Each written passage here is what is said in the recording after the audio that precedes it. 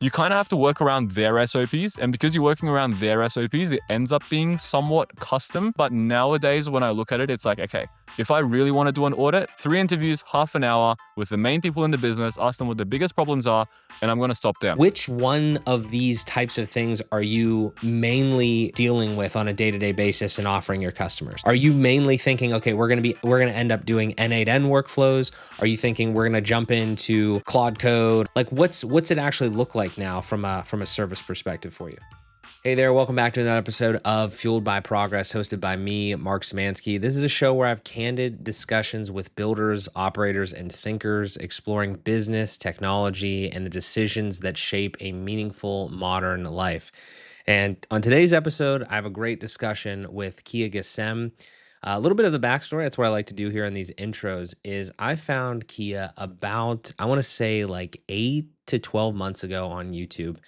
He is a young, ambitious man that he has had an AI agency for a while now. I learned a lot more about that during this discussion. I found him originally through his AI and automation content when I started like just dipping my toes into that water about like 12 months ago. And ever since then, I've been watching his content and learning so much from it. And, it's just one of those situations where I was just really interested in what he had going on. Again, the agency, but also he educates people through his YouTube channel. He's got school communities. He's got all these types of things. And I'm just the type of dude that I will cold outreach to anyone to, shoot him a voice memo in this case on LinkedIn, very genuinely, because I just want to learn and have a conversation. And that's what I did. I reached out to him and I said, hey, Kia, I love what you're doing, man. Would love to have you on the show just to have a chat. And just build, a little bit of a connection and relationship there. And he was extremely welcoming and just was happy to come on. So I'm just super stoked to have had the opportunity to chat with him. But if you are navigating the AI space, especially if you're like a marketing agency and you don't want to like necessarily get into it as a service for yourself and you need somebody to do it. He runs an agency called Comexa that does this for marketing agencies. That's his niche. You'll find out a lot more about that during the episode as well.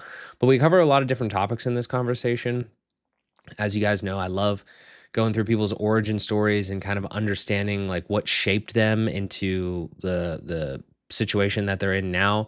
We cover a lot about that. But obviously, like this is, he is somebody that knows a lot about the AI space and automation and everything, and I'm trying to jump more into that. So we go pretty deep, not technically, but, I would say mechanically and systematically into what that business is like, what that agency model is like. And regardless of if you're in that space or not, it's definitely something you will benefit from because it's high enough level on the agency side that it's going to help you. But it's also like broad enough that it's just genuinely interesting just from a business standpoint. And obviously we touch on a little bit of the tech side of things, not like tutorial wise or anything like that, but this technology is changing our lives, whether you like it or not. It's absolutely coming. It's already here. It's just going to continue to get better and better. And I know that I want to lean into this heavily and make sure that I'm at the forefront as best as I can. I've made that decision. I think you should make it as well. You don't have to be servicing clients with it, but you got to be utilizing it. And you can learn a lot from Kia. So I'm going to drop all his links in the description, everything like that. Make sure you go follow him. Without further ado, Kia Ghasem. Well, let's just dive into it, man. Like, listen, I really appreciate you taking the time because, like I mentioned to you in our back and forths offline there, I have been dabbling in a bunch of different things as far as like from technical nature. Like I dabbled in like WordPress here for so many years and all that. And by the way, how old are you? 25. 25. Okay. I'm 29. So like similar in age, but there's a lot of different things that I'd love to chat with you about here. And I think that the viewers can get a lot out of it as well. I want to get your background. I want to get like a lot of your story in the AI space specifically, because I'm just seeing a lot of different parallels and I have them all written down here. We can kind of go through it. But, I think that this space is changing so rapidly and there's so many people that are kind of around this, like even younger than 20, but I would say like 20 to like 30 range that are putting so much good out into the world. And then, the clients that you deal with at, like, I'm sure they're like kind of the legacy clients, they're the traditional businesses, they're, people that have been running businesses for 20, 30 years, and they're just trying to get into this because they're so overwhelmed. I just want to hear a lot more about kind of your experience there. We have a couple of topics that we could touch on from some of our other conversations, but I do want to give the floor to you first. Just kind of like, I've been watching your content here for like 6 months now. It's taught me a lot.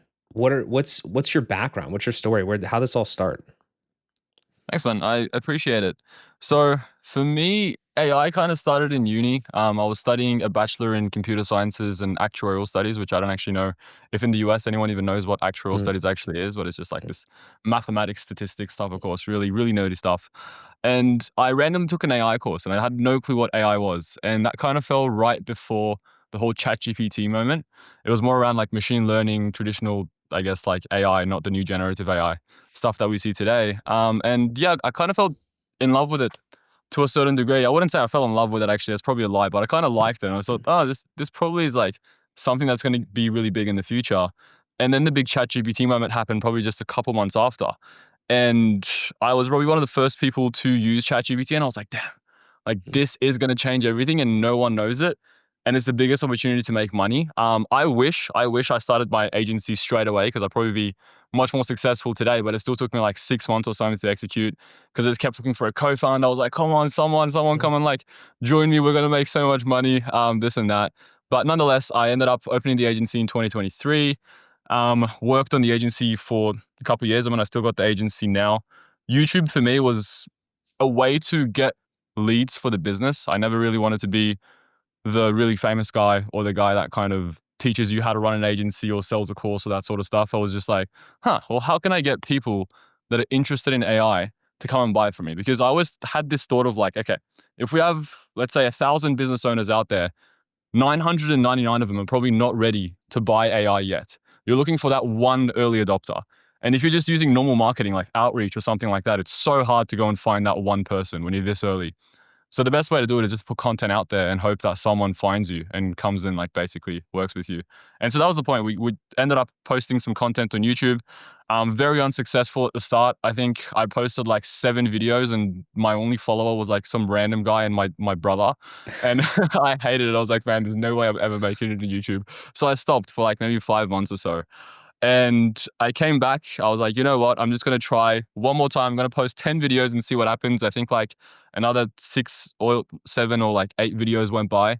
No followers. I was getting like 10 views, 20 views. I was so depressed. And then one video just blew up and it changed everything. So yeah, I guess like that's where I got into YouTube. And now we're still running the agency, still very much heavily invested in the AI space. And I think there's going to be some really big changes in 2026, 2027. Some people say in 2026 everything's going to change. Honestly, I think probably it's going to take like 10 years before agents are everywhere and as people say, like jobs are going to get replaced and stuff. But it's definitely early still, and it's a great time to get in and a great time to invest in the future. Yeah, bro, this is wild. So to give you just a little bit of context, 'cause I know we've spoke a little bit, but not too much. Again, like I said, I'm a little bit older than you. I'm 29. I came into the game as like a marketing tech person. Kind of left my job when I was like 23, and then I've been like building like a WordPress digital marketing agency for that long. So just to give you an idea of where I'm coming from, because I've been around it all, mostly in like WordPress space and like web development, building those websites for people. But just over the last like year specifically, I found you, I found Nick Sarive, I found so many other people in the YouTube space that are putting out great stuff. And I'm like, I am in the wrong spot because I'm dealing with, I love the people that I've met, but I'm in the wrong spot because like I'm a younger guy. WordPress is, I don't know. Do you have any experience with WordPress like whatsoever? Yeah, for sure. Okay. Well, there's this whole segment of it that's like a community, and like I dug into that for the last 2 years, and it's just there's a it's a different type of vibe, and I do want to get your opinion on it, like from a comparison to the AI space. But long story short, over there is that it's a lot of people that have been there from the beginning. Imagine 2003. That was like 2000. I mean, maybe like 2003 in WordPress is kind of like 2023, 2024 in like AI land. It's like everything is just like it's beginning, it's popping off, everything's going crazy. And it's really interesting to see the dichotomy there because those people that were there in 2003 are still in WordPress now. And I was just coming into it. So I was like learning a bunch of stuff, but it was like, it's just a little bit of a mismatch. Not regretting it, just saying now that I think a better fit for me is this type of technology, this type of systems thinking, where there's a lot more of like you're removing yourself from the process a lot of times. You're actually doing the thinking. I was just watching your most recent video before we hopped on the call, and like the way that you describe it as more of a, you're using it as an assistant, you're using it as a thinking tool, but you're still kind of making the decisions. And the big key is like you have to implement the strategy. Like you have to bring the strategy to the table. It's not going to necessarily do that for you. I mean, you could ask it to, but if you don't give it the context, it's not going to do shit. So all of that stuff is like just, I think it goes over so many people's heads right now. And I'm wondering, like, have you, like, what's your experience been though with like working heavily with businesses? Like, how have you been able to like express all of that to them and bring them up to speed in what seems like just an incredibly overwhelming time for people that I feel like aren't in this space? It's a great question. And honestly speaking, it's been very difficult, or it was very difficult at the start. I mean, when we first started, I always tell this story to the people I talk to. I'm like, man, it took me like 6 months, I think, to make $1 from the AI agency, just because like you jump on calls with people and everyone's interested in listening, no one's interested in investing. It's very high risk. The technology didn't really work. But now we're at a point where the technology actually works and it can bring a lot of ROI. Even then, a lot of people that come to us with solutions that will absolutely not bring any ROI. And I think that's one of the things that a lot of people struggle with. People that are just starting to run their agencies, they build things and it's just crap. It either doesn't work or it does work and it's just not bringing the business outcome that they wanted to. And I think that's not just small business owners or normal business owners. That's like a thing that's been going on in the AI space as a whole. It's been very difficult to identify the actual solutions that bring ROI, that are actually useful for the business, because everyone's thinking, okay, we have this technology, it's called AI. How can we make money from it? How can we use it to be better? They're not thinking, we have a business, our business has a bunch of problems. How can we solve it? If we use AI, cool. If we don't, then it is what it is. And like, this was one of the biggest mindset shifts that I probably ever had. Is we did this really, really big audit with a company. Took us 5 weeks, I think, like 35 interviews, going through all their processes, all that sort of stuff. And I was thinking, I'm going to come out of this, I'm going to have like 100 solutions that's going to make them so much money. I had 100 solutions, but out of them, probably like only 2 of them or 3 of them or 4 of them were worthwhile actually investing in.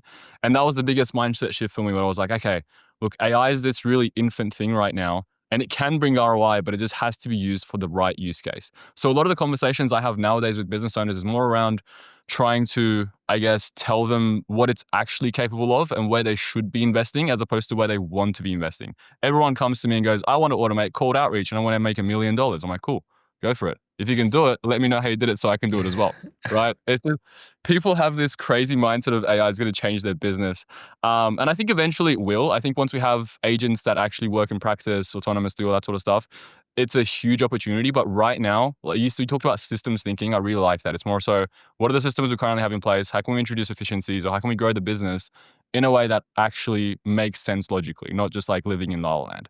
So a lot of the times when I'm on a call with a new business owner, I'm saying no more than I'm saying yes. They're coming with me with an idea. I'm like, no, like, Mm. please, we can't do that. You're going to come back at me like 6 months later and be like, I made no money from this and you're going to hate me. And we did that at the start. We had a couple projects that we built. People just weren't happy. And I was like, no, we can't do this. We have to be more selective with who we work with, what projects we work with. And yeah, so it's been difficult, but I think as time is progressing, the market's definitely maturing a little bit more. So a lot of business owners nowadays kind of already know that AI isn't all that just yet, and they know where they want to invest their money in. That said, though, I would still be very careful, because I know a lot of people that just get into the space just want to make money, and I completely get it. I was the same when I first started. It's like, let's just do whatever comes our way. But running a real business means getting people to come back to you multiple times over a couple of years. And if you want to do that, you have to build something that actually works. Like, how have you structured this? So like, let me what I like to do here is I like to kind of like, I'm really big on personal branding. It's always been a passion of mine. And it's really interesting to see how it's evolved over time, because you had like the big guys like Gary Vee, and now you have Alex Ramosi, you have all these people, like they pioneered the idea of like their name. Well, I mean, at least from my rec, I'm sure there was personal brands before that. But as far as the internet age, they pioneered like not having a brand, but they pioneered having their name, and then experience like explaining their craft via their personal brand, and then it channels upstream or downstream to whatever they're selling perhaps, and all that sort of stuff. But I see this just play out like all over the place now, right? Everyone in WordPress land did that, everyone in AI land does that. And it's really interesting to kind of see how that goes. And I want to just take a moment to kind of basically describe what I feel like is your personal brand and like your surface area of what you're doing, and then you can tell me how, like, if you see it the same way, if there's other things, and if like basically what I'm trying to get to is like, how does your business model actually get formulated from all this? So like, for instance, I know you're on LinkedIn. I found you on YouTube. You got like 20K on there. You're doing great. You started in July of 2024. It sounds like before then you started the agency Chemexa, right? That's right. And Yeah. and then that was like in 2023, like you said. So that's kind of your service based, right? So I imagine you started that. You were like, hey, we're gonna do AI services for clients, AI automation, etc. Then you started YouTube to kind of start to fill in some of those leads, probably with other situations as well, other like outreach and different things. But you started that to gain leads, and then I'm assuming that sometime between you starting the YouTube channel and now, you have the free-ish school community. I think it's like $1, right? But like you have like a free school community for 22, like you have 22K members on there. And then you have the accelerator on school as well. You have like 100 members on there, and that's like more of a paid one, I think $60 or so, right? So like I love this shit. Okay, maybe I'm like a nerd with this type of stuff, but I love seeing the surface area and the offers and like how it all works together. And that's something that I've been like diagnosing again in the WordPress space, legacy wise, and then now in the AI space. And you're one of the like the case studies that I've looked at. And it's like, how do you see all that? If you zoom out, how do you see all that working together? Is there like a system there? Is it intentional? What's the deal there?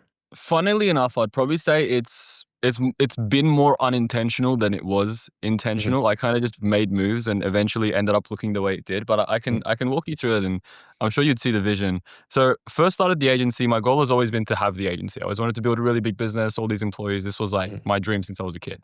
Hmm. And the agency started running. It was doing quite okay at the start, but obviously not as big as I was hoping. And I thought, you know what, content creation seems to be a good way to build the agency up, like just like I told you.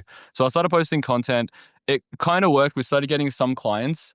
But what I realized is the content I was posting was actually targeting somewhat, I would say, the wrong avatar. Like I was Hmm. posting how to automate your SEO for your business, right? I thought, okay, if I post how to automate your SEO for your business owners are going to come, they're going to watch it, they're going to say, okay, well, I can't do it myself. Let me just call Kia and Kia can come do it with his agency. It did happen. We did get some clients, but what I got even more was other people that wanted to come and sell the same service. So AI agency owners or aspiring entrepreneurs or whatever you would like to call it. So, I mean, as I kept posting more and more content trying to target business owners, I found that probably with like an 80-20, 80% of them were people that wanted to just replicate what I was doing, build the same business that I did. And it got to a point where inside, and I did build a free school community at that point just because I didn't actually even know what school was. Just I watched the video, I didn't even know who it was from. And they said, oh, they built a school community and that's how you build your community and Hmm. you like, it's like instead of an email list, you have a free school, which now I really regret. I wish I invested more in an email list than I did a free school because like an email list Interesting. is a whole different story. It's still platform dependent, right? When you have something on school, it's like, okay, well, tomorrow if school just like bans me, I've lost 20,000 people. And technically, when people join your free school, they're not necessarily opting in for you to email them. So when you email them, it's still a cold, like it's not double opted in, Mm. if that kind of makes sense. Hmm. So one of the biggest mistakes I probably made in content was like, I wish I just went the email route and I didn't go down the free school route. Interesting. Um, yeah, nonetheless, I ended up building a free school community, and then it got put to a point where I'd get people in the comments being like, oh, Kia, why don't you have a paid school community? Like, why haven't you done this? I'd get people email me and be like, oh, can I just like transfer you money? And I was like, okay, well, if you think about it, this is like the goodwill being built up. And at that point, I just felt like it's stupid for me not to build some sort of paid offer. So I built the accelerator course, and that kind of scaled only to like 120 maybe members, I think at max. So it never really became big. I didn't really make a bunch of money off the paid school community either. Um, but then at some point last year, I looked back and I was like, okay, as an entrepreneur, like even though I do have a team, your focus is everything. Like if you focus on YouTube, focus on school, focus on the agency, focus on building products at the same time, you're gonna have four things that are like 25% good. And overall, you're not gonna make that much money. You're not gonna be able to scale it that much. So I made this decision. I was like, okay, well, it's probably best for me to just figure out what I actually want to do and just go all in on that and drop everything else. And in that process, I thought, well, I don't want to be a content creator. Personal branding was never really my goal. It was just, okay, well, how can we get clients for the business? Let's just start posting some videos. One of them blew up, which is why I ended up posting more. And I built a small following base from that. Um, education was also never really something I was really interested in. So once I did the paid school, I was like, like it's money. Money comes in. I get that. And some people scale this to like 300, 400, 500K, like Nick Sarayevs and the sorts of, which are doing absolutely awesome. And they're building a lot of goodwill. They're helping a lot of people. But for me, it wasn't something that was fulfilling. So I kind of got to a point where I said, okay, you know what? I'm going to put all my eggs back into the agency basket and the product basket. And I'm just going to try to scale that. So kind of let the school community die off a little bit. Haven't really done much with the free school. So although I'd love to say it was all intentional, I'm some like super smart genius like Alex Hormozi that came out with these like crazy ideas, I kind of just made decisions as I went, and like things just fell into place. And a lot of the decisions were actually wrong decisions. So I probably made more mistakes than I did the right decisions. But nonetheless, we're at a pretty good position now. We're more focused on the agency, more focused on building products around certain niches. So hopefully we'll see how that goes in 2026 and 7 and so on and so forth. That is absolutely fascinating.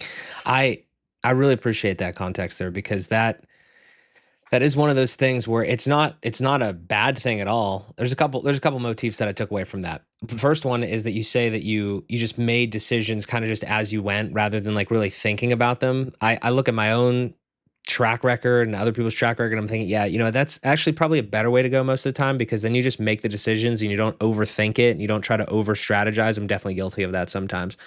So that's like one big thing. And then, yeah, it's just very interesting, because again, you look at it from the outside, and obviously it's a successful ecosystem, and it's, obviously you're successful. It's interesting though to see that you didn't necessarily do it intentionally, but it still looks, obviously it looks like professional and everything, but it looks like you did it literally like kind of step by step. And it's like you have this kind of like, again, this what I would classify as an ecosystem of different things, because in my I would say research here in the last like month or so of going so much deeper into this, I see this concept again and again in different forms of like kind of a ladder where it's like DIY, DWY, DFY. So it's like the DIY people are just like beginners that maybe they'll obviously watch the free stuff. Maybe they'll give you money for like some templates or something. Maybe the done with you people will pay to like save a little bit of their time. Maybe they'll pay like for consulting from you, like, one-off calls or something like that. And then the done for you people are just going to be like, hey, listen, I know that I don't want to figure out this myself. And that's the people that are coming to your agency. And they're just going to be like, hey, just do this for me. Like, I don't have the time, energy, whatever, to necessarily deal with this. Maybe you can train my staff or something. But it seems like you've decided to pretty much lean in, obviously, to the done for you services and the agency services. And I find that amazing, because, there's obviously a lot of people to help out there. You also mentioned though, product. Do you have a specific, do you mean productized service? Are you working on like something else that's productized in a way? Because that's like another kind of like whole beast in and of itself. I feel like it's related to service, but it's its own thing. Is there anything going on there? Yeah. So with the product, it's something that was still in like the early dev phase. So it's not out yet per se. Mm-hmm. So it's kind of like some people call it stealth, like, oh, we're in stealth. Yeah. We're kind of building something at the moment. More or less, the reason why we're doing it is I do believe that the agency model is cool, but it's very difficult to scale. And so we kind of focused on a certain niche when we were in the agency space. And when you focus on a niche, you have conversations and eventually identify trends of like things that people are all saying, I've got this problem, I've got this problem. And there's two routes to really go down how you can scale that. You can either build productized services, like you said, like for example, an NA10 template that you just resell to multiple people, which I think works perfectly fine.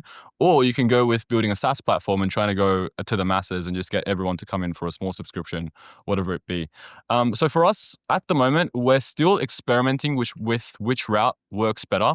Honestly speaking, I think that like I've got friends that run agencies and they run SMA agencies, very, very successful, all sorts of agencies, very, very successful. And I look at them with so much envy every single time we talk because their business model is proven. It's like, I don't know, run ads, and then ads comes in, you call the lead, and the lead, you book it in, and the people pay you. The ROI is there. It makes so much sense. It's so easy. All you have to do is just like increase marketing, increase sales, and you just make more money. With the AI agency space, it's like, I don't even know if it's just me or if it's everyone else in the space as well, but to me, it seems like it's very infant. It's like the early days of SMMA, and everyone's trying to figure out how you can actually scale this and like what should you focus on, what's the right things to put your focus on. And for us, I do believe that Probably, like, it depends on how big your goals are for the business. I think the goals that we set initially when we started the agency, I don't think you'd get there just by scaling custom solutions. So you'd have to go down the product route. And yeah, so that's kind of something we're looking at the moment with a couple of devs. And yeah, I guess, like, to your point before of how you make decisions on the spot, the reason why I think that the philosophy of what I followed to get to this point is more so just like listen to what people say. If people say they want this, just build that. If people say they want content, post content. If people say they want a school community, build that. And to a certain degree, it works. But I do also believe that if you don't have direction, you kind of just keep going down like a rabbit hole, and eventually you look back and like, holy crap, like, okay, I made money, but is this even where I want to be? So I had that moment in 2025 where I was like, okay, I'm making good money. Like, this is actually pretty cool. A lot more than I did before I started the business. And now I'm looking back, I'm like, but is this really what I want to do for the rest of my life? So kind of had that readjustment phase, and I realized that product's where I want to be. So now it's more so focusing on product a bit more. Interesting. Okay. So you have to, so in order to scale, you're thinking that you kind of have to move away a little bit from the agency side, just because, like you said, it's kind of harder to scale, which I totally understand that regardless of what agency you're in, especially one that's not entirely proven, so to speak, or not, at that maturity level. That totally makes sense. I do want to go back for a quick moment and then we'll hop back to here because I always like to ask this question and I just kind of slipped my mind. Is there a gap in there between, you mentioned you were at university and you found AI. This origin part I feel like is always really important. You found AI, you were kind of interested in it, and then you didn't start the agency until 2023. Were you just doing were you like employed like elsewhere? Were you like tinkering with this? Like is there a meaningful bit of the story there? So I guess the first business, I'm like the traditional normal kid that tried to make Mm, money online. So I've tried okay. almost everything. Like, I started with dropshipping like everyone else did, and then I Mhm, went into running an ads agency for the real estate niche. Wasn't very successful there either. So I always knew I wanted to do business. I just didn't mhm, know what business would actually make me money, and it took me years to figure out, like, okay, maybe an AI agency is good.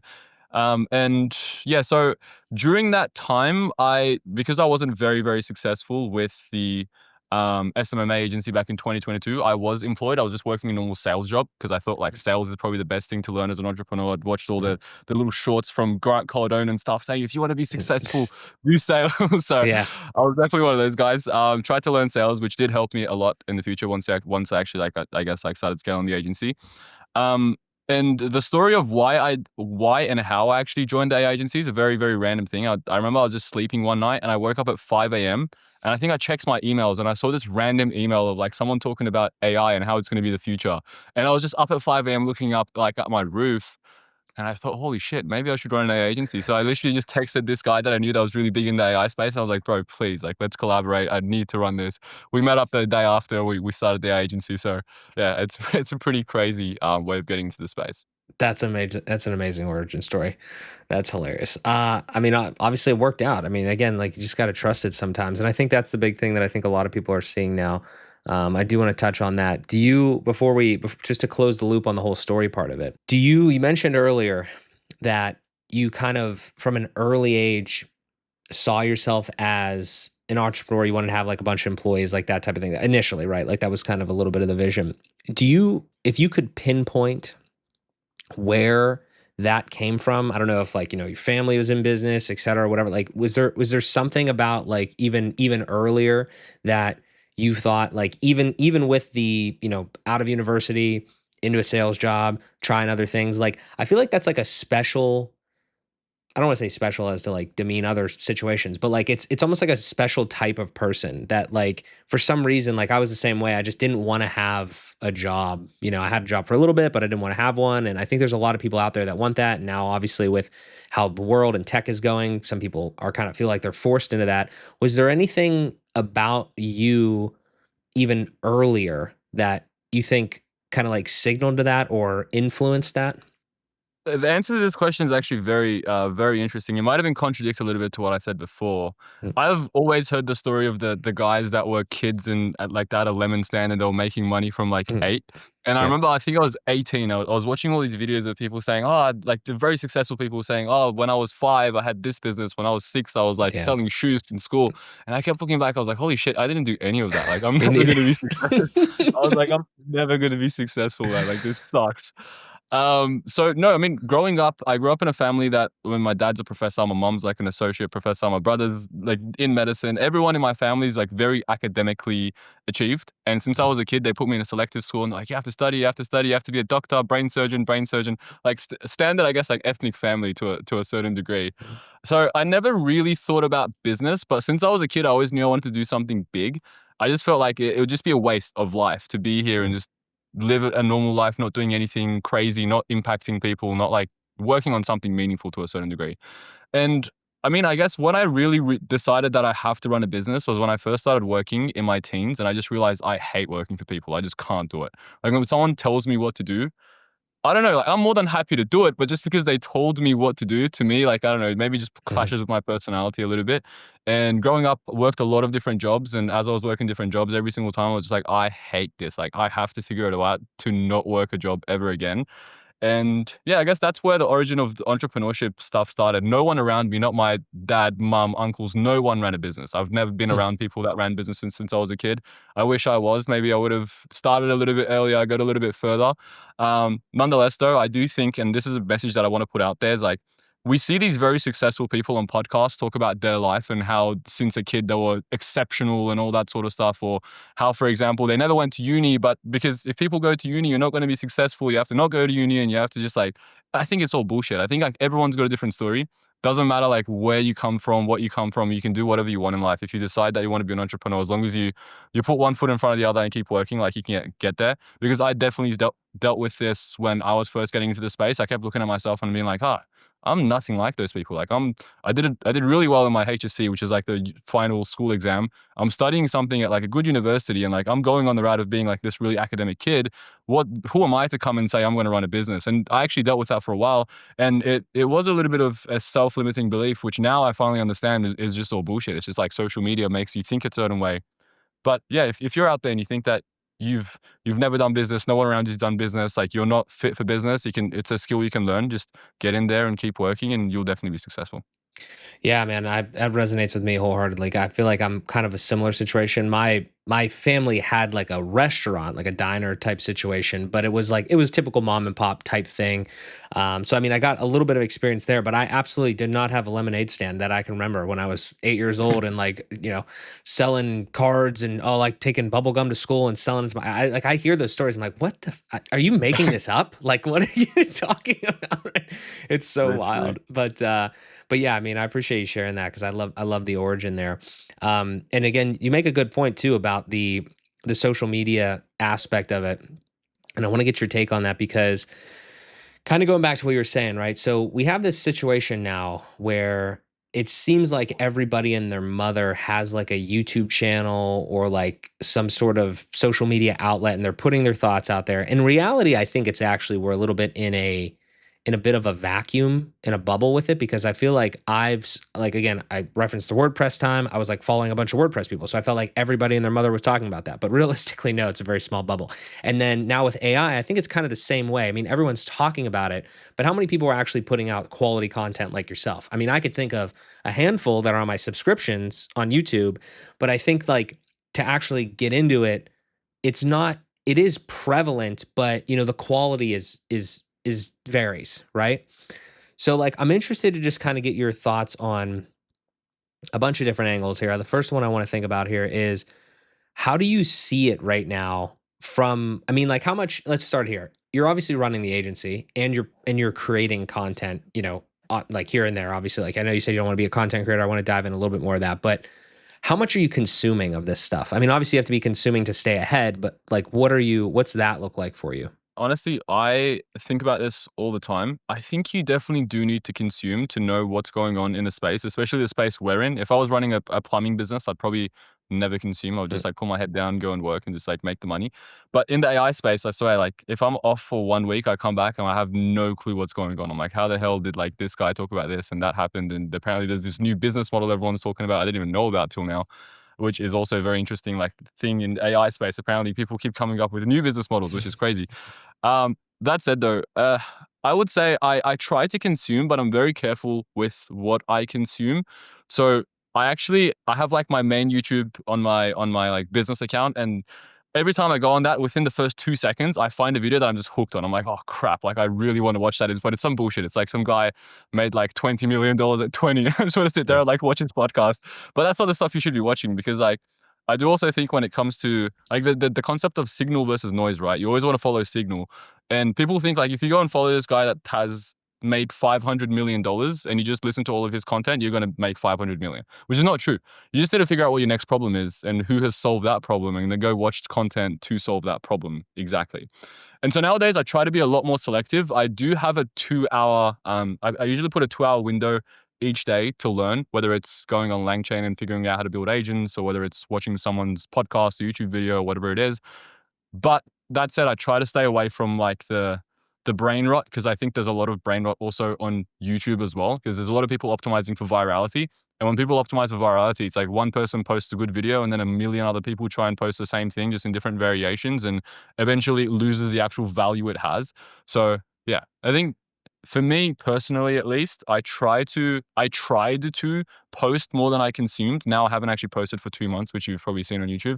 But yeah, I still try to consume every now and again, just very, very conscious of what I watch.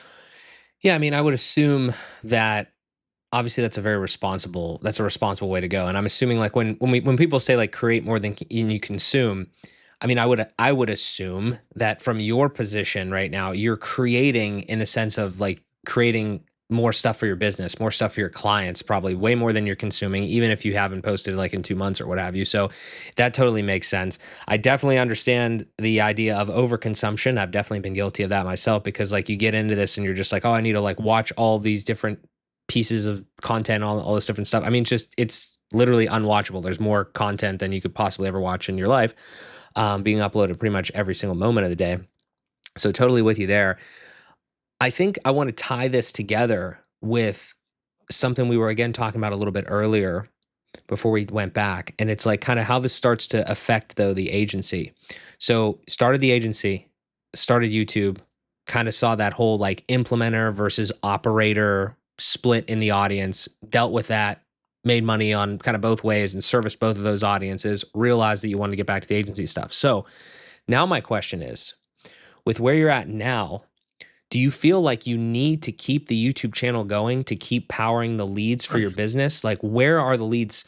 Where, I mean, like, you don't need to divulge your entire lead sources or anything, but I'm saying like generally, like what is powering the agency now? Do you feel like it's YouTube? Or do you feel like it's something else? Have you just built up a network now and it's a referral situation? What's that kind of look like? It's a really great question, and I think one that a lot of successful YouTube agency guys deal with. Like I watched a video from Liam Otley talking to this other Yeah. really successful agency guy, and they were talking about the same exact thing. It's like when you post content on YouTube, there's really 2 problems when you want to run your agency. The first problem is that you're targeting everyone because it's going to be really broad, and when it's really broad, it's hard for you to scale the agency, because one day you're going to talk to a real estate agent who wants something to do with like follow-ups. The next day you're going to talk to a lawyer that wants something to do with, I don't know, whatever lawyers do. I have no clue anything about lawyers. So it makes the business very unscalable in a sense, because you don't find that repeatable problem that you can build for more and more people. That's the first problem, scalability. The second problem is also scalability, but this time because it's dependent on you as the content creator, which I absolutely hated, right? It's like when you want to be the operator, when you want to be the person that runs the business, you don't want to also just be the marketing guy. You don't want to just be like the guy that posts content. I think Liam does this very well, because from the very start of his agency, and I don't actually know him personally, I just watched some of his videos, he had a business partner, and his business partner was the business guy, and he was purely the content guy. So it was like, okay, I focus on content, or at least that's what it seems like from an outside. I focus on content, I grow that. You focus on the business, you do the sales, you do all the other stuff, the fulfillment, making sure the developers work. And that ends up being quite a scalable model because you're fully focused on one thing. For me, because I was kind of wearing both hats, it became a little bit difficult at some point, and I had to realize like, okay, I don't necessarily want to post content for the rest of my life as a way of growing the agency. And so I made the conscious decision of trying to find another way to bring in leads, which is still quite experimental. Like I did realize that when you have the agency model plus YouTube, it's like you think you're so successful and you think everything's going so well until you kill the lead gen source.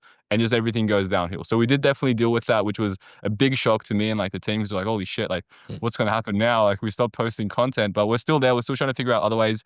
I think one of the best ways you can get customers is to figure out exactly who you're targeting. If I know, for example, I'm only targeting people like Mike, I can just find everyone like Mark on LinkedIn, go and find similar people, send DMs, send emails. And as long as you know what problems they have, they would be interested in talking to you and they would be interested in buying from you.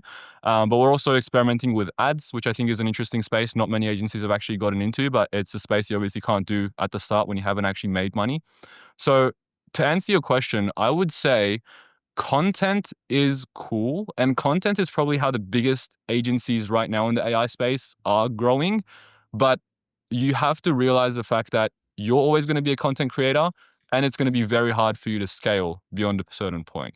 And so it's like you either make that decision a little bit earlier to say, okay, I'm not even going to go down the content route. I'm just going to build another scalable business model, or you just cop it. You find someone that's happy to do the business and you do the content and you do that and scale the business up to millions.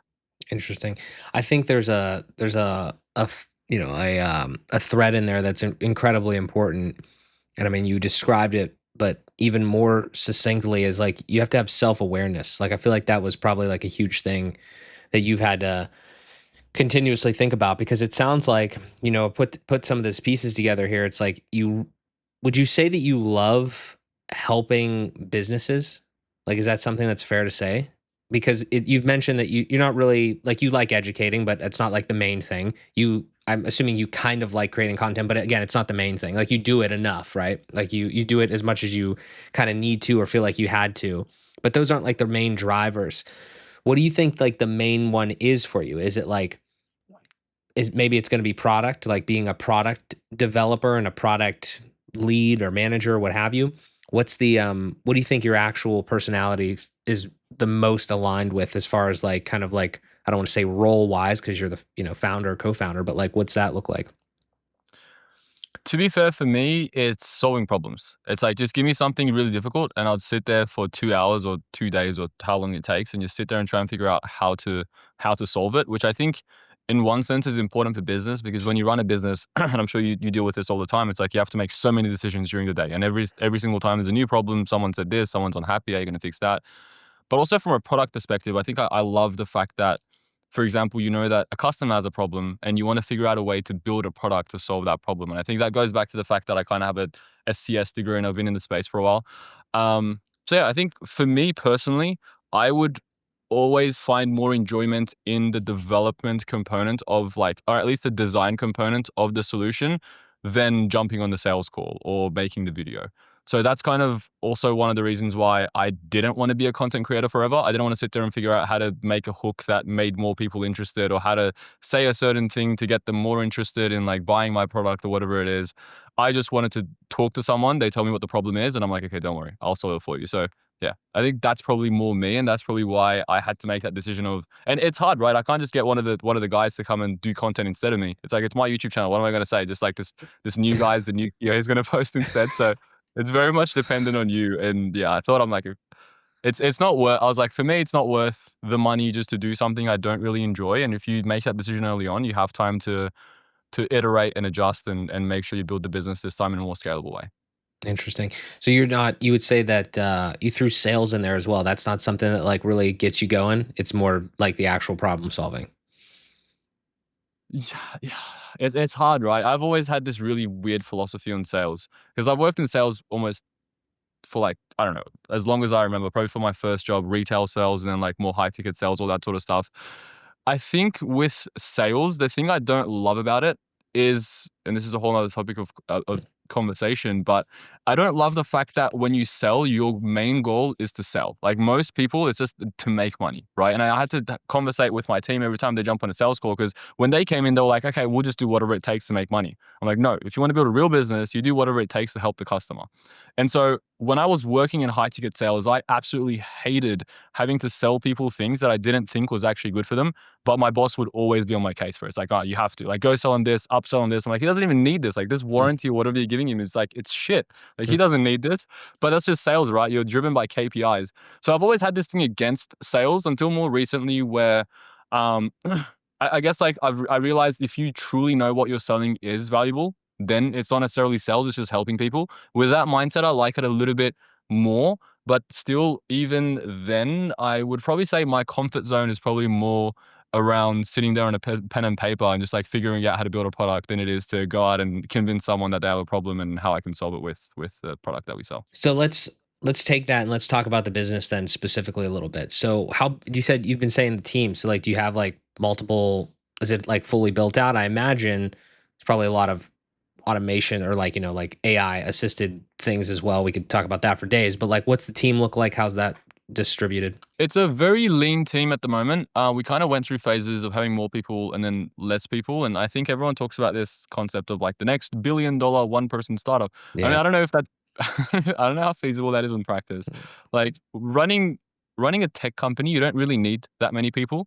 If you think about a business, like you have marketing, which brings in leads, you have sales, which converts them to a customer, and then you have fulfillment. And technically, like customer support, I guess, depends on how big your company is, but you can do that yourself. So as long as you have enough people to target each of those, like we had people in marketing. I usually was the main marketing and sales guy, and then you really just need like 2 or 3 devs, and you're big enough to be able to scale pretty big. Like I've heard some agencies have like 60 plus employees, and they've only done like 50 projects. I'm like, how? Like, how do you guys have like 60 employees and you've only done 50 projects? Which to me baffles my mind. It just I don't think you need a lot of employees to run a successful agency. I think like even one person can run a pretty successful agency, just as long as they figure out a way to bring in leads when they're building.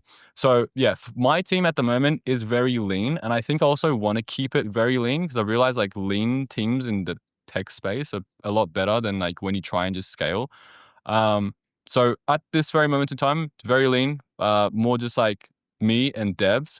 And then in the future, I think I'll probably put more people in place in different components. But just before we get there, we probably need to figure out exactly what the vision is and find something that will 100% be what we're trying to scale. And once we find that, it's like, okay, now let's put a salesperson in, let's put another marketing person in. Gotcha.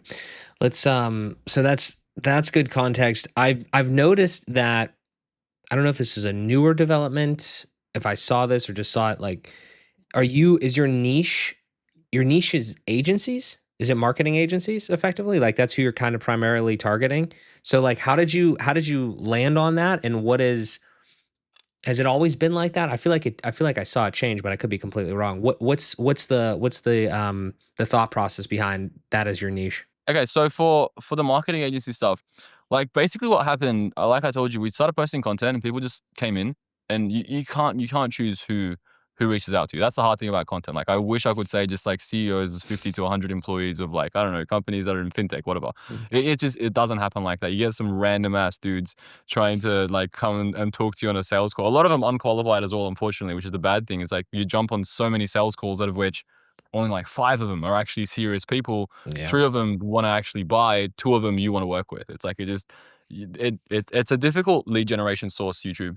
That said though, so the video that went really viral for me was the SEO automation video, the first one. And from that, I actually got a lot of, I told you, like, I was hoping to get small business owners so I can build SEO stuff for them. I did get small business owners, but I got more marketing agencies wanting to automate their fulfillment process, Mm. right? And so I kind of leaned more into that marketing space and I just started posting more marketing content. And I was hoping again to find small business owners, but I just kept getting more marketing agencies. And I was like, okay, well, it kind of makes sense because if you think about it, marketing agencies are probably the most threatened by AI.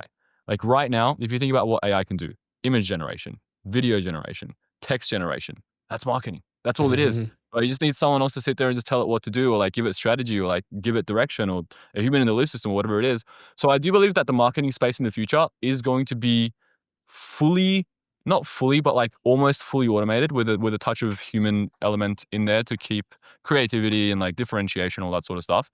So I think marketing is a space that's pretty good to be in. Nonetheless, though, marketing agencies, they're marketing agencies. So they know all the tactics up your sleeve. It's not very easy to sell to marketing agencies. It's not very easy to market to marketing agencies. So it does come with its difficulties. But the reason why we niched down to marketing wasn't necessarily because like I ran a marketing agency when I first started, so I knew the space. It was just we started posting content and that's just who came through the door. So we're like, okay, if that's what's coming through the door, we'll just do more of this. And this is where we ended up. That makes sense. Yeah, just like the most amount of volume, I guess, from them. You mentioned, I got to touch on this real quick. You mentioned this whole thing because I've been seeing this more and more, like in my own business and other people's businesses. This whole, I mean, this is a common business problem, so I don't really know how deep we can go on it. But like in your experience, you mentioned the whole thing about like getting unqualified leads. Like, obviously, I guess some of it is, if you can do it up front to kind of like steer them. I feel like this is actually one of the benefits of potentially having what I would call like maybe like sub offers, kind of like how you have, right? It's like if somebody comes to you and they realize that if they come to your agency, then obviously they want to pay you to do the work. But if you can like be like, hey, you can still give me money, but you can give me money this other way, like this other way where like you can do it yourself or what have you. I mean, do you think there's any credence to that? Have you thought about and have you had any success with like almost like pre-qualifying people? Because especially in this industry, I just feel like everyone wants it or they think they want it or they think they need it. So I imagine you get a lot of unqualified people. Like what's it actually like? What have you done in that realm? It's definitely one thing that was very difficult more towards the start because if you don't set up that correct, like you said, like sub offers, or like that correct funnel in place, what does end up happening is you end up jumping on a bunch of sales calls, out of which most of them are waste of times. So we kind of iterated slowly over time. I didn't want to just tell people no straight away because I thought it's worthwhile still having a conversation with as many people as possible because I knew I wanted to build a product and I knew I wanted ideas.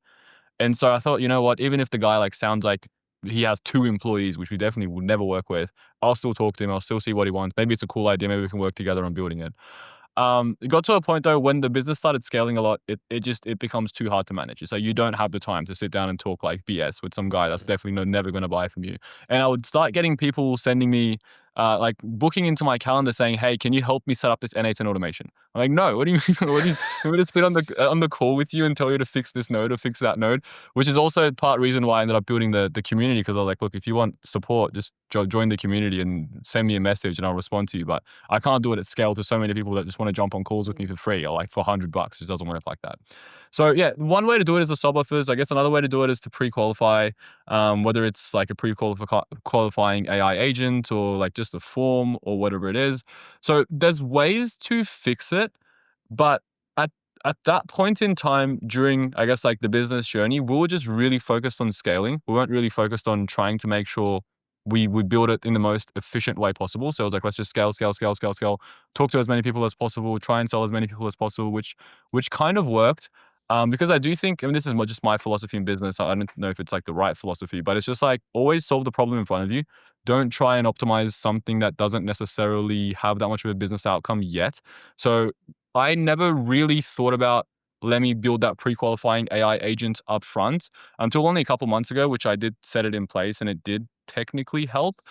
Um, so yeah, I guess like it's a struggle, but it also could be good depending on what stage your business is at. Like I always tell the people that are just starting out, like I have people inside my community that started no clients, like never even talked to anyone, and they want to set up a pre-qualifying agent. I'm like, bro, like just go and try and talk to like 2 people. Yeah. Anyone that comes through the door for you is a blessing. Like don't try and like say no to people. Once you get to a point where it's so busy that you just don't have the time to anymore, sure, go and pre-qualify, try and like push people out.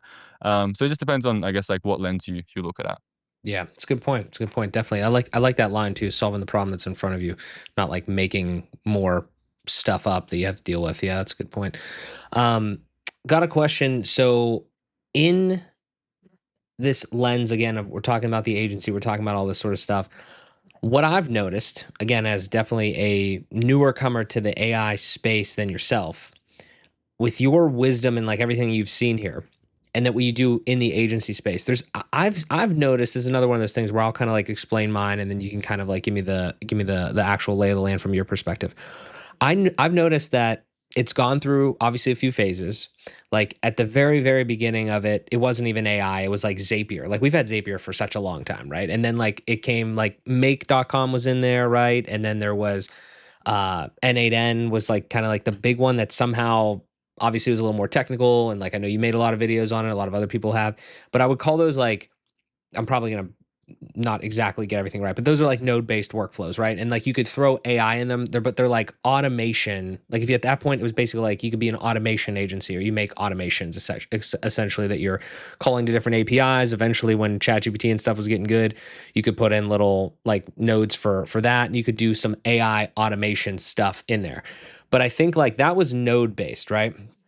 Then there was very recently, because the shit moves really fast, there's like more like agentic workflows, sort of AI agentic workflows. And that's like, I actually, funny story for you, I pretty much skipped all of N8N. Like I had an N8N subscription for like half the year last year, and I barely really did anything because I just couldn't get myself to be like, I know this is going to get easier. And not even easier, but just um, like more powerful, but also easier. And I was like, I don't want to be dragging the nodes around. I don't know if that was the right move or the wrong move, but obviously, like even now, like when I started seeing people going into Claude Code and building agentic workflows, like just, you can pop in Whisper Flow and you can just like chat up and like be like, hey, it's just like writing code now, where it's very deterministic with what you're building rather than the probabilistic of just like typing in a chatbot and just hoping shit happens, right? Um, that was kind of the next iteration, right? AI agentic workflows. I think there's also some offshoots. There's like AI website building, AI app building, AI web app building, whatever you want to call it. Basically, I'm just saying like within the this buzzword of AI, for people that are maybe on the outside, there's a lot of different ways to use this. At the core of it, AI is a tool that's in everything. But from a service perspective, which one of these types of things are you mainly dealing with on a day-to-day basis and offering your customers? So like let's just take the last week of proposals that you've written. Are you mainly thinking, okay, we're going to end up doing N8N workflows? Are you thinking we're going to jump into Claude Code or Anti-Gravity or whatever and build them some sort of, back-end system that's literally written in code that you agentically created, and then build a little front end for them as well? Like what's it actually look like now from a service perspective for you? For us, I mean, we started off as a AI software development agency. So the idea Okay. that we initially had was, let's build software for people that want to be in the AI space. So we're working with startups, and they had these crazy ideas like, oh, I want to build this software and we're going to make $1 million, or Mm. we got funding from this guy and we're going to make so much money. And when you work with startups, they just want to offer you equity, because a lot of them don't have money, or the ones that do have money don't actually know what they want. So very quickly we realized like just startups is a no-go. It's very hard to work with them. That said, though, the N8N revolution, I mean, N8N's been around for years, but the N8N revolution kind of started in 2024. I was actually quite late to it. I wouldn't say I was one of the first people that started in the N8N revolution space. Probably one of the only reasons, I guess, like my YouTube videos blew up so much, similar to guys like Nate Herc and even Nick Soraya. Like it was all N8N. Like N8N blew up, and just a bunch of creators around N8N also kind of blew up. So I wasn't really a no code guy for a very long time. I was more of just like, let's build software. And then I got into the N8N space, started working with that, built like a couple of automations for ourselves. And then when it actually blew up, a lot of the leads that we got wanted N8N. And more as I work with companies, I realized how valuable it actually is. Like it solves such a fundamental problem, and it's so easy to build. It's like technically what N8N is like you just get data from different APIs and you transform it in a way and you solve a business outcome. And if you compare that to having to code the same thing, like coding it is significantly more difficult. And so for the customer, it's significantly more expensive. So that said, though, now with the current business model, we still do a lot of N8N stuff, but we also do a lot of software dev stuff. So it's like, okay, if someone wants software dev, we will build that. A lot of companies also don't want to stay in the N8N environment all the time. Like once you start working with companies that make, I don't know, 100 million plus, not a year, but like, yeah, actually 100 million plus a year. Generally, they don't like the N8N environment because they don't want to be platform dependent. And also to them, it just sounds like they're missing out on a bigger opportunity to build their own thing. So technically what we like to do is to start with like what we call like a pilot, an N8N pilot. You build it, make sure it works, proof of concept, they're happy with it. And then you go and actually bash it out in software. So I think the successful agency now would do a combination of both. If you're working with really small businesses, it makes more sense to do N8N because they're not going to pay you like 60K to build a simple software for them. If you're working with bigger businesses, they don't love N8N, but they're okay with you experimenting on N8N. If it's like smaller business outcomes for them, they're also okay with that. So I would say like it's a combination of code and no code, depending on who we work with and what their goals are. Interesting. I would say it's a key insight there. I didn't even make that connection I mean, it makes sense though that they would want probably their own thing at that scale. And the platform lock-in makes total sense. When you're doing this, is your typical process to, I imagine what I'm thinking when you say all that is like, it sounds like there is some commonalities and some trends. Like you're dealing with marketing agencies mostly, you're dealing with similar issues that are happening. So maybe some of them it's like, okay, from project to project, it's like, okay, we've solved part of this at least before, so we kind of know what to do. However, it still sounds like even because you're dealing with like different platforms, you're dealing with N8N and then software dev, and then you're dealing with different companies that have different needs and all that. I still imagine that it's relatively custom, obviously, each time. Like it is custom by definition, but I imagine it's pretty custom. So like my question becomes, you mentioned earlier that you did like a 35 interview audit with these people. When I was kind of like starting to think about positioning my agency more this way and like talking to other people and seeing all this stuff, I imagine that that's almost, would you say that's in a lot of cases kind of like necessary, or in a lot of like, what's your experience been like? Do you always feel like you have to do an audit because there's just so much stuff that you don't know when you come into a new business that they might have, like they barely even know about themselves, right? Like they might have systems over here and this, I imagine shit's broken and it's like taped together here and there. What's that actually look like? Are you auditing their whole business? Are you creating systems for marketing? Are you creating systems for operations, for lead gen? I mean, it's all related, but now you have to get like into the weeds of their business, I imagine, or is it totally not like that at all? So the audit was probably a really big eye opener for us. I talked about this before.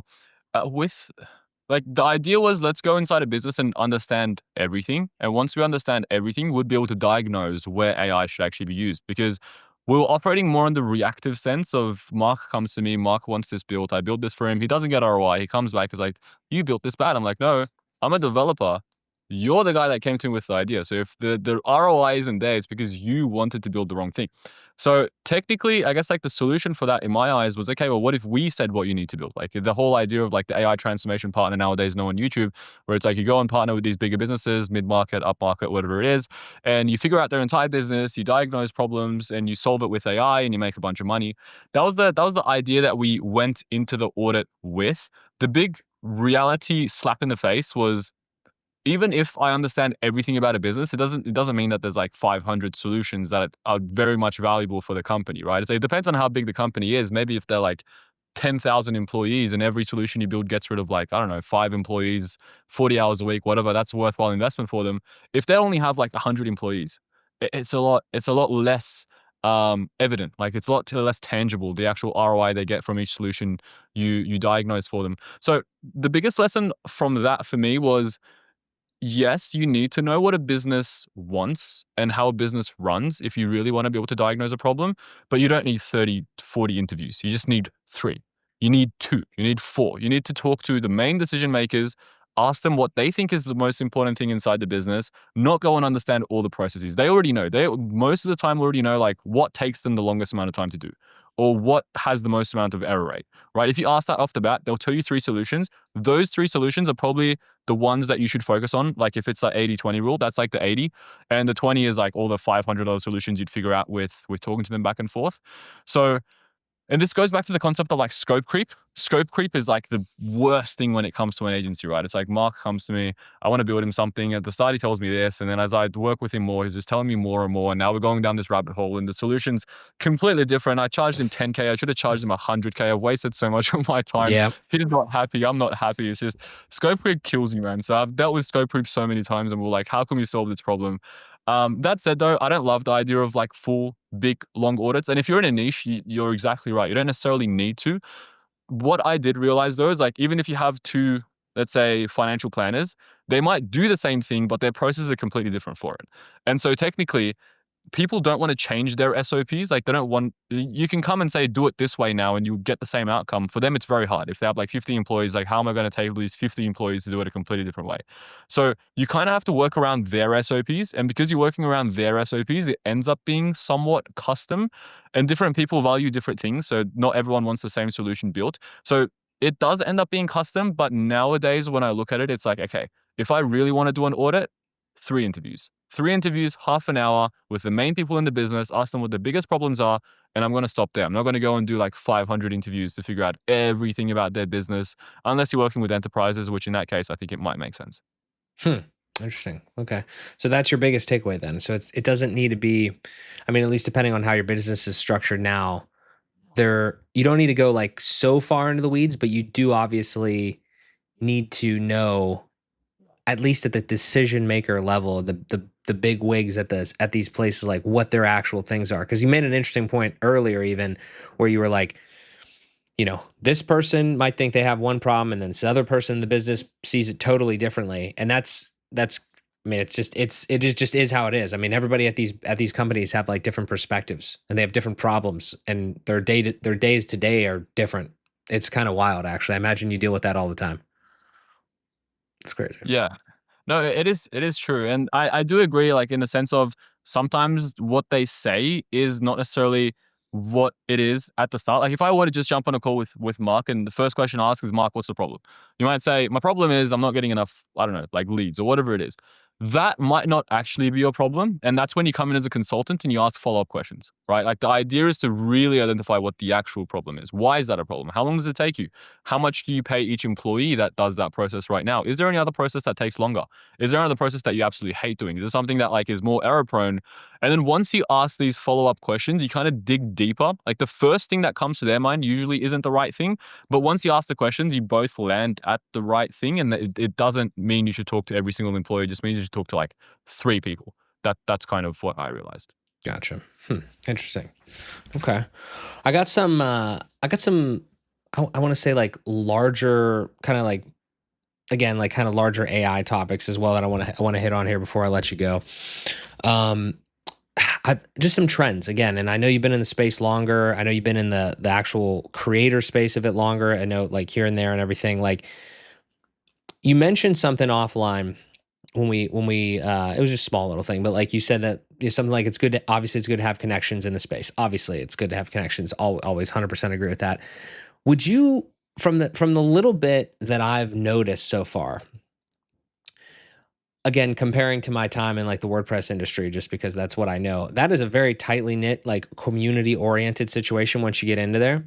And I'm wondering, with a couple different variables here in like again, we'll just call it the AI space, AI automation, et cetera, whatever you want to call it. Have you, as you've been in it from a service perspective and as well as like a public figure, a content creator on YouTube, have you noticed anything that you like, what have you observed about like, is there any level of community at all? I think there's just like some really interesting things going on. Obviously, it's like newer, so it's kind of like the Wild West. It's being formed. Like you mentioned, there's a business model popping up every 2 seconds. So there's like a lot of like similarities, but there's a lot of differences kind of between everyone. Some people are just like vibe coding like every day, and that's what they're doing. They're just vibe coding and doing all this stuff. Some people are creating like N8N automation. Some people aren't even doing service. They're just doing the, like basically the education route. Just wondering, just literally creator to creator almost, and like business owner to business owner, what have you found from a community building perspective? And I don't mean like your own personal community. I mean like you to other people, like those connections to like colleagues in the space. Do you feel like that exists? Is that something that, what's your experience been like with that? In Sydney, I run a bunch of AI events personally. Like we got a whole bunch of like we're one of the biggest in Sydney that runs AI events because I've always been really big in the community thing. Like I think if you want to go far, you can't really go far alone because if there's a team of 5 people and they're all just as good as you, they're going to absolutely crush you. So I've always been interested in finding people that are smart, interested in the same thing, and wanting to work on a big vision. And I guess that's one of the reasons why I've always wanted to find a strong network in the AI space. I mean, I would say there is a community. It's still a very infant community, to be completely fair, because everyone's trying to figure it out and everyone's so new to it. And there's a little bit of hostility, I would say, between agency owners almost sometimes. When I talk to an agency owner, they don't want to tell me the tactics that they're using. I'm like, Like, I get it. I get that we're competitors, but the market's so big. The market is huge. Like, I will say all of our business strategies on YouTube, and I'd expect it wouldn't affect my business at all because, like, there's millions. I don't even actually know how many businesses, but I assume there's millions of businesses in the world, and depending on where you are, there's still a massive part of the pie that you can take, and it wouldn't really affect me. So there's some hostility if it's competitor to competitor. Nonetheless, though, I do think that it's a community that's very much growing, a community that has a lot of skeptics inside it as well. There's always haters. Like, you deal with this probably all the time on YouTube. There's like every time I post a video, someone underneath it just has some sort of bad Oh opinion. man. Is this, or I don't know, he looks like this, or he did this, or he shouldn't have done that. He has nothing. He has no clue what he's talking about. There's always haters. Well, there's also people that are very interested in the space, and I think the AI community is infant, growing, but the people that are inside it already see the value of having a community. And so it's like, if you're in it, you're in it, and the people that you're with are very helpful. But if you're not in it, you're either hostile or it's just you're losing. So I don't even know if that's the right way of putting it, but yeah, I think community is everything. If you can get a community put together, that's awesome. Definitely. Yeah. I mean, I think at the smaller level, or like, like the community that you built and that like other people build, like, like where you're like the leader, so to speak, of it, I think obviously is invaluable. And then I just think of, like our literally like the meta of our engagement here, where like I just kind of like reached out to you, just, genuinely like sent you some voice memos, and like it seems like we kind of like briefly kind of like roughly knew about each other. Obviously, like I knew about you. I think you said that you maybe had seen one thing, probably the thing that I did with Nick, you know what I mean? So like, but I just mean like that, to me, I think that's so natural. And that's like, I'm not trying to like, when I do that to people, like I'm trying to just like create connections and like obviously learn and collaborate. And the one thing that I would see again, and maybe maybe my viewpoint will change in like, 6 months, 12 months, whatever, is that I think that there's the common motifs are that it's a lot of younger guys that are, again, like 20 to 30. Like you said, you put it great, like where they're kind of like a little protective almost of what they're doing as an agency or as a creator. Plus they're also like, some of them are like really busy. It seems like they're actually like creating content, for instance, like all the time, or they're running an agency or whatever. So I kind of get it. It's just, I do think it's really important, because I think the more that you can come together and form a community, not just underneath you, so to speak, but also like in between, like the interconnections of like, content creator, agency owners, I think it's really big. I think it's like a really important thing to have. And I think that's how, again, I got to give WordPress, I keep bringing them, I got to give them where their flowers, where it's due. That is what has like, you can feel it. It's very palpable there. And I think it would be cool to have it in like, even more so as the AI automation, that whole space continues to evolve. So we'll see how that goes, I suppose. But yeah. One other thing that I want to get your opinion on, because I've learned a lot about you through this conversation. I'm extremely grateful for it. And I heard something like, just again through like just different things that I was watching. Like I want to run it by you now, while that I have you here. And actually, you might be on board with this. So there's this concept, right? Over the last, I don't know what it's been, like 10, 15 years, where the internet has evolved heavily and social media has become a thing. And now, like we were talking about earlier, everybody has their own personal brand, right? And I think at the beginning of the internet, I was young. You were younger than I was. Like when like everything like started to evolve here, like we're barely alive. There was a time where everything was kind of anonymous to a degree. Like there just wasn't social media. Like you would get on random chat forums and you would have like anonymous IDs and whatever, right? And then it evolved. And now there's this weird thing that I think might happen. And I'm interested to get pretty much everyone's take on it. I want to get yours right here.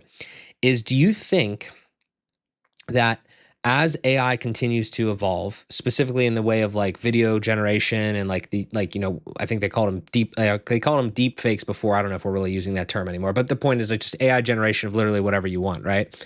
The idea is that I see a lot of people kind of saying they don't want to make video content because they don't want their likeness kind of like stolen and like potentially used or whatever, which is a valid argument. We don't need to get into the argument itself, but like assuming that would potentially happen, have you thought about the idea of what would happen if we went to more of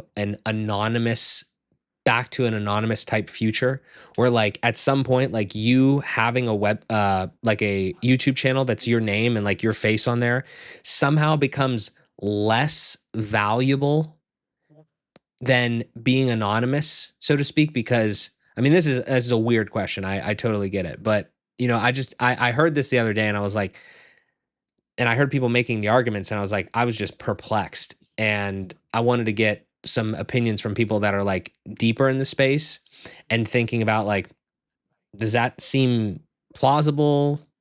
Obviously, it's probably nothing to worry about, but just as like a random like heady question. Any thoughts on that at all?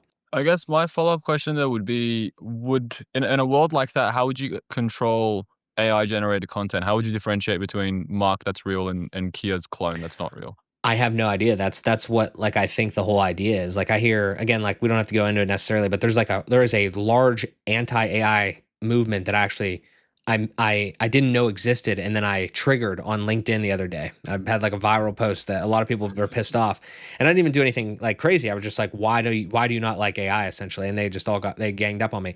It was great. But then I had like some other questions, and like one of the questions was like I was like I had a different uh tweet or whatever, and it was like, hey, if you're not creating like content, if I can't like Google you and see your face and see like, you know, like you talking and that, I think as society is right now, you're kind of like inherently less trustworthy in a way. Not saying you actually are, but the perception is that you are, because everyone's kind of doing it, and everybody is like using that as a way to better their brand or make themselves seen. They're building trust, like regardless of how much content you post, like you're building trust when you do that, right?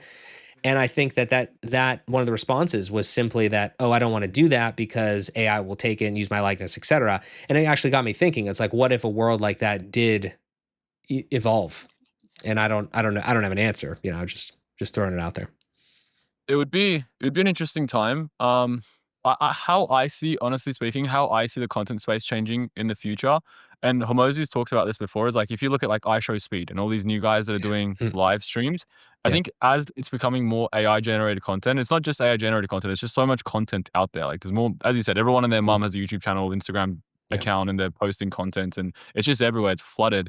So for people to find, because people want real connections. They want to feel something. When they watch Mark's video, they want to feel something. When they watch Kia and Mark's chat, they want to feel like they relate to it or something like that. And so I think we're actually going to move more towards a world where not necessarily we go anonymous, more or less we actually feel like we're with them with more live streaming. I think like Mm. in the future, content creators wouldn't just post a video. They would jump on a live stream and they'll talk about a concept, and people would be talking inside the chat and they'll be talking back and forth, like in the education space, not in the entertainment space. So I mean, my opinion and how I would see it is like the complete opposite. Instead of us becoming more anonymous, it would become more in a way that the only way to truly prove that Kia is a real person is to see him inside a live stream and talk to him. And that's how people feel connected to me, not by watching just some like long form piece of content that's been pre-recorded and posted on YouTube. Mm. That is a good point. And I mean, I did live streams for a long time, and I did kind of feel that. I mean, it builds community quicker because you can feel like, I mean, people are there with you. It does depend obviously on like what niche you're in, and like, you know, there's a ton of things there because, you know, we don't need to get into it, but like YouTube doesn't really promote that much. So you got to think about other platforms, you got to think about timing, you got to think about it's different than obviously just creating content and creating like standalone video. But I do agree with that. Yeah, I mean, that is a good counter to that. There could be a lot of there could be a lot of benefit to creating more of a live and like with like actively with you type of environment. I might actually have to look into that more because I do enjoy live streaming. I might have to get back on that train. But yeah, that's a good point. Um, brother, man, this has been fantastic. I greatly appreciate you sitting down and chatting with me here. I know it's early in the morning. Thank you so much for getting up out there.